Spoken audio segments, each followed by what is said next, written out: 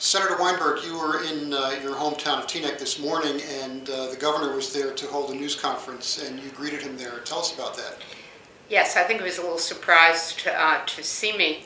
You know, we get very late notice of things like this because I don't think if we're members of the opposite party that he actually encourages us to be at these places. But about 7 o'clock last night, I did get an email from the governor's office that he was going to be in Teaneck to talk about sick leave. It didn't have either a time or a place.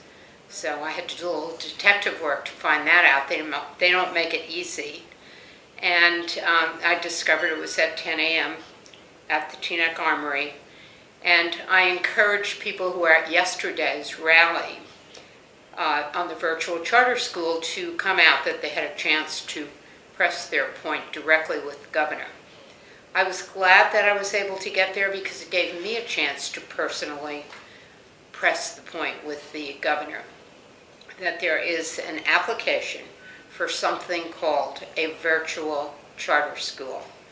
The application is from someone who lives in Teaneck, apparently, and the application reads that Teaneck would be the home base, but it also says it would maybe attract 1,000 students from around the state of New Jersey. Since the regulations, I assume, from the Department of Education never anticipated an application for something called a virtual charter school, they applied the same rule as if it were a local charter school aimed at local students. So they took the 1,000 students and they sent a very ill-advised, I think inappropriate letter to the Board of Education saying, by the way, we recommend that you set aside more than $15 million of your school budget in case this application gets approved. Well, I think the regulation needs updating. I think the common sense of the people who sent the letter needs a little examination. The Commissioner of Education knows through a variety of emails that I sent, as well as some personal phone calls, exactly how we in Teaneck feel about this application. And now the governor knows directly how we in Teaneck feel about this application, because he saw those folks who were waiting at the entrance of the armory to greet him with signs, and I assume some slogans. I didn't hear it myself. And I admire Teaneck residents. You know, we sent out an email late last evening to say if you can get there at 10 o'clock, please do. It was cold, it was windy, and I saw some of my fellow residents standing at the gate with their signs all bundled up with winter coats and gloves. And it wasn't until afterwards that I found out that I think, and I haven't got this verified, that they were not invited in. Technically, the armory is state property, not local property. So I don't exactly know what happened there, but I always would like to be on the side of the taxpayers who are paying for all of this. They have a right to have their voices heard, and they have a right to participate. The governor did hear from me. He listened intently, I think, and we will find out in the next couple of weeks whether this application ever gets approved.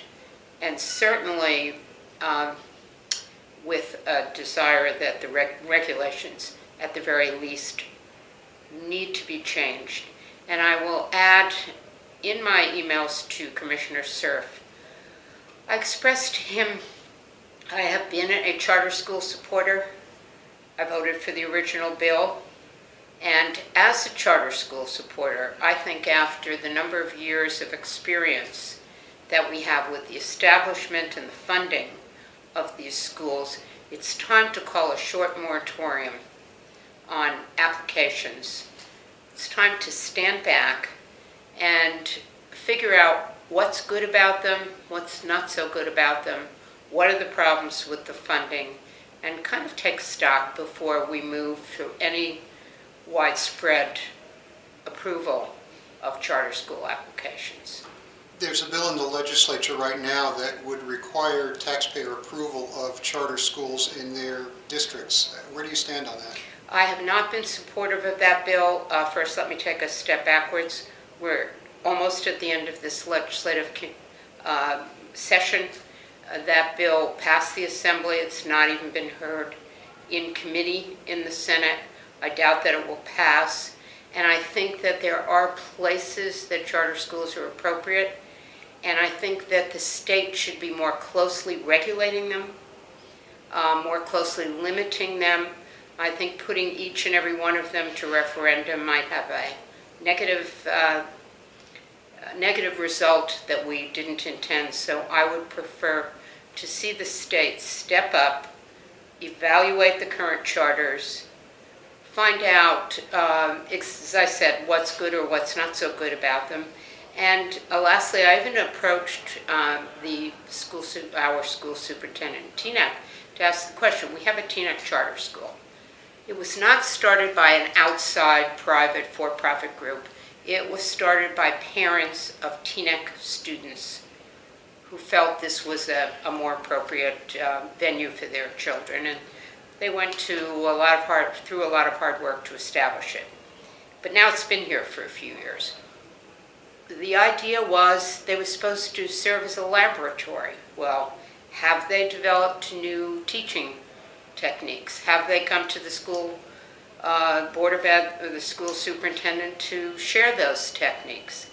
Has the vice versa, the Board of Ed or the school superintendent gone to them? So I think that some of that has been lost in the years of operation all over in these charter schools. So I think we need to do a lot more in regulating, in limiting, and I'm hoping that after his trip here today about sick leave, that as a footnote, or maybe as the chapter heading, the governor learned a lot more about virtual charter schools and TNEC residents. What would be an equitable solution to the sick leave issue, given the financial situation of the state and the commitment that was made to the public employees? Yeah, well, first of all, I think the governor is kind of overstating the savings that this will give to the municipalities. He said in the press conference today, anybody who's accrued sick leave or vacation pay up till now, that will stay in effect. So whatever those outstanding obligations are, they're not going away. So he's overestimating what this will save. I think the Democrats in the legislature offered some very, very good compromises, and the governor so far has not seen fit to accept those. He's been taking an all or nothing approach to it. I think the mayors who have appeared at these press conferences already have at their fingertips the tools to make sure that people aren't taking advantage of these kinds of payouts. When a township manager, a police chief, or a school superintendent, or any other employee retires, who has verified their payroll over the years? Where's the accountability? Where is it to make sure that that police chief or public employee or anybody else really has never taken their accrued sick time or vacation time? So I think that we need more accountability. I think mayors and managers should make sure that the payrolls are done appropriately. And I've used this myself for a great length of time. Predates the governor's involvement in this, that I never met a township manager, a police chief, or a school superintendent who ever retired having ever taken a sick leave or a vacation day in their entire 25, 20, 30-year careers. So I construe from that either they are the healthiest people in the state of New Jersey, or they love their jobs more than the average person does, and they drag themselves to work every single day of their lives, even if they have a high fever and a flu. So my feeling about that is that nobody's really made sure those payrolls are done correctly. And so mayors already have that at their fingertips, those tools. But having said all that, the Democratic legislature has offered compromises, and every day the governor doesn't accept them, that financial obligation continues to grow. So I hope that he doesn't continue to take the all or nothing approach, but we shall see. Senator Weinberg, thank you. Thank you.